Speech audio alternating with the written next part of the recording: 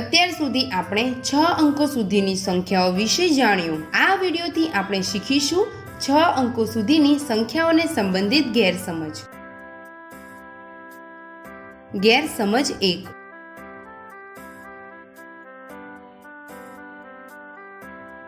2,56,550 માં પૂર્વવર્તી એટલે કે પ્રીડિસેસર અને પ્રતિવર્તી એટલે સક્સેસર સંખ્યા કઈ છે? શૂન્યની તરત પહેલાનો અંક 9 સમજાય છે અને એના કારણે વિકલ્પ 1 જવાબ અપાય છે।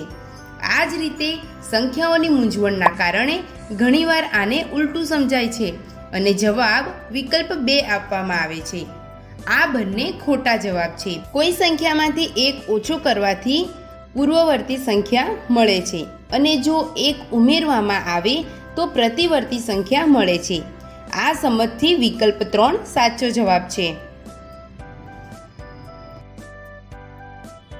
113 અલ્પવિરામ 180 નું સંખ્યા નામ શું છે? અલ્પવિરામનો ઉપયોગ માત્ર સંખ્યાને દર્શાવવા માટે કરવામાં આવે છે, સંખ્યા નામ માટે કરવામાં આવતો નથી। માટે વિકલ્પ 1 અને વિકલ્પ 2 ખોટા છે અને વિકલ્પ 1 એટલા માટે પણ ખોટો છે કેમ કે આ સંખ્યા આંતરરાષ્ટ્રીય સંખ્યા લેખન પદ્ધતિમાં આપવામાં આવી છે, પરંતુ સંખ્યા નામ ભારતીય સંખ્યા લેખન પદ્ધતિ પ્રમાણે આપવામાં આવ્યું છે। સાચી સમજથી અલ્પવિરામ વગર અને આંતરરાષ્ટ્રીય સંખ્યા લેખન પદ્ધતિ પ્રમાણે 113,180 સંખ્યા નામ જ સાચું છે। ગેરસમજ 3। 205,635 ને અંકમાં લખો।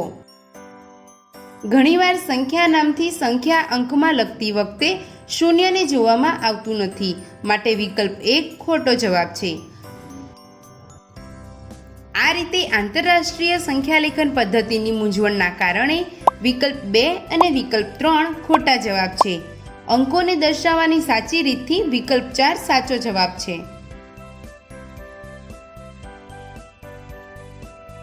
આ રીતે આપણે શીખ્યા 6 અંકો સુધીની સંખ્યાઓ સંબંધિત ગેરસમજ। આ ગેરસમજને દૂર કરી હવે તમને 6 અંકો સુધીની સંખ્યાઓની સમજ સારી રીતે થઈ ગઈ હશે।